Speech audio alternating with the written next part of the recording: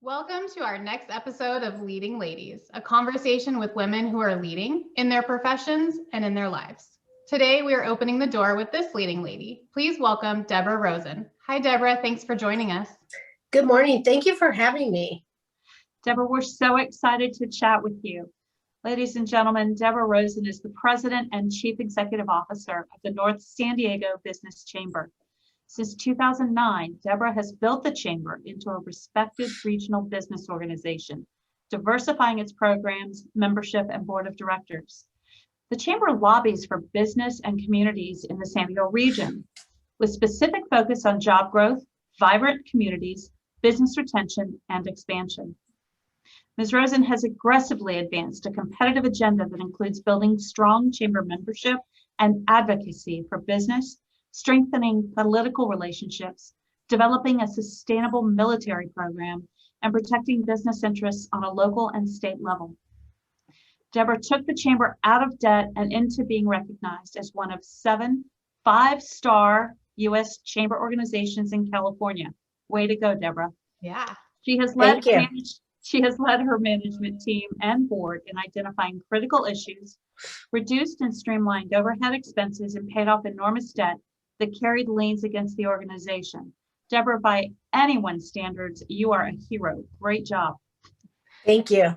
Yeah, that's quite the contribution to not only the Chamber, but San Diego as well. I know from experience that the Chamber relies very much on its volunteers. So how do you encourage leadership and participation from your Chamber volunteers? And that's a great question. Thank you, Melissa. So we know that our membership is only as strong as the retention. And so with retention comes strong engagement. So what we do is we have strategy teams and we have advisory councils. And our members are all invited to participate on both, one or both. So what we find is with 87% engagement on an annual basis, our renewal rate is typically at 82, 83%. So our goal is to make sure every member at all times has the ability to sign up to sit on a strategy team or sit on an advisory council. And it really does help us because we have a very small team and they're really an extension of us. And it's really their chamber, not our chamber. So we want them engaged and lend their voice to how something's going to be formulated so that it's relevant to 75% or more of our members. So I'm going to ask a question here real quick. As a leader of a volunteer organization as well, one of the key components that I know is engaging volunteers is how you make that outreach to them. Debra, what's your strategy there? Well, I don't want to give away my secrets, but we have a very strong relationship with all our members. So we're different than most organizations. We do not have a business development person that goes out and recruits members. For us, our importance is member retention. And so every one of the chamber team, we know all of our members and we're constantly in contact with them. And every month, every member gets a phone call from either myself, one of our team, or one of our board members, just saying, hey, how are you doing? We're just checking in on you. So that's the first step, is building that bond and building that relationship. And it's a lot of members to do it, but we divide it up and everybody gets a certain list every single month. So what's interesting is when we put an email out stating that we have this new program that's getting ready to start, we allow them to sign up for it. And we do limit it to 1 per company, except in Women's Week, we will allow up to 2 per company to participate. So as someone who has participated on your Women's Week strategy team, I can say that you and your team really do a lot to organize each meeting and encourage participation. You guys also made it really fun with those icebreakers to promote the networking and getting to know everybody. I made a ton of connections, I will say, so kudos to you guys. Thank you. With that in mind, how did Women's Week come about? What does it mean to you and why is it so important? That's a great story too. And I'll try and put it in a short format. When I was first hired by the Chamber, I was told to come in and either fix it or close it. And fixing it meant coming up with a signature event that was relevant and was business focused. So I remember it was a Tuesday before Thanksgiving. And I sat down with my executive committee, and it was one female, myself, and then 3 males on that. And I put a full proposal in front of them, a total business plan. And you would have thought I was asking each one of them to donate $100,000 to make this happen. They looked at me, and I'll just never forget when they said, well, what does this have to do with business? Now, 13 years ago, you didn't have the ERG groups, and you didn't have the women's groups, and you didn't have HR, focusing on diversity and inclusion. So they said to me, I'll never forget this, we will approve this and approve you moving forward with certain conditions. And remember, this was right before Thanksgiving. So late November, they said by January 1, you need to have raised all of the money that you're projecting in here for partnerships. And you need to have been able to secure 2 of the multiple speakers that you're proposing. I said, no problem. Because I already knew I had all that in the backup, right? So not only did we do, by January 1, well, we had it all done in 4 weeks, and we exceeded the revenue, and our entire lineup was done by the end of January. So it's really interesting, because back then the men didn't understand what it had to do with women. And then every year it's grown, and we've seen such a change in that. The first year we had to go to marketing departments. I would say the first couple of years to marketing departments. Then all of a sudden we started working with HR departments. And I would say the last 3 to 5 years, we've been working with a lot of the employee resource groups. So it's really been a change. And now there's a focus not just on women's leadership, but on all different groups with the ERG group. So it's been really fascinating to watch it over the last 13 years evolve. Debra, you're so right. Melissa and I have these conversations rather frequently. We are so excited to see businesses move from the top-down management style of the 80s, which is when I got into business, to out of that management that almost like shaking their finger at us, into empowering leadership, male, female, every race, every creed, everything. Leadership is such an important part of what's happening in business now, and I'm so excited. I love what you've done with Women's Week. It's exactly why Melissa and I started this series, believe it or not. We want to empower future female leaders. We want to give them great advice in their business and in their personal lives.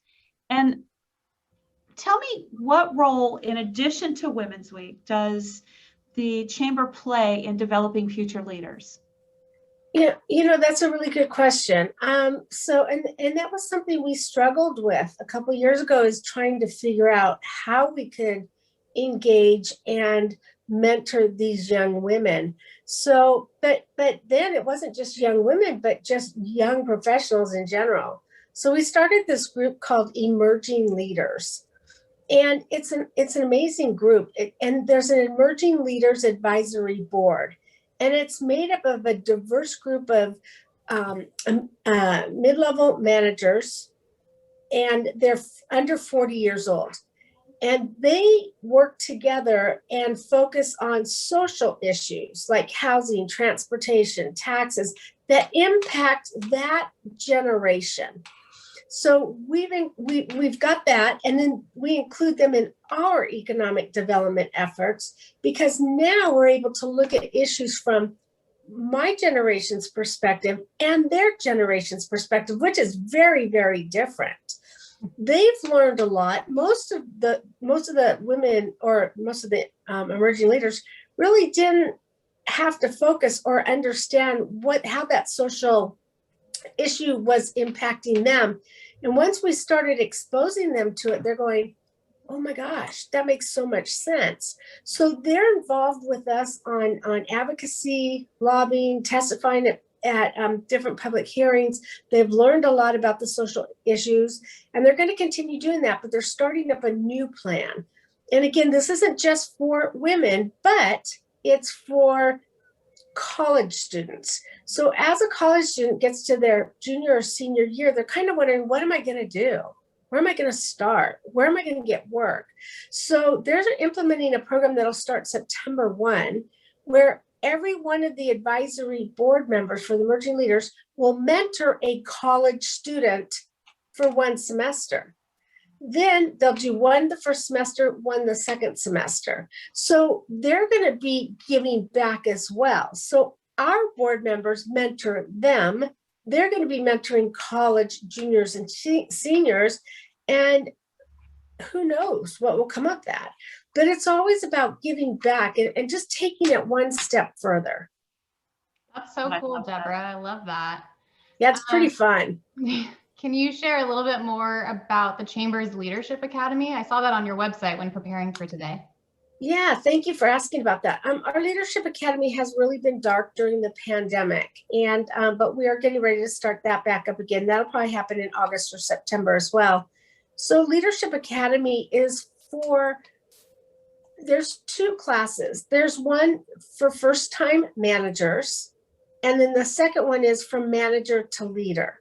So what we find is, well, when someone gets into a management role, you really don't want to manage people. You want to lead people. So the first part of it, you go in the first class and you understand what managing means and how does it work. And it's got a lot of intellectual property. It's got a lot of AI and how do you do that? And then you go into from managing to leading, and that goes into it even deeper. And they're both all-day courses.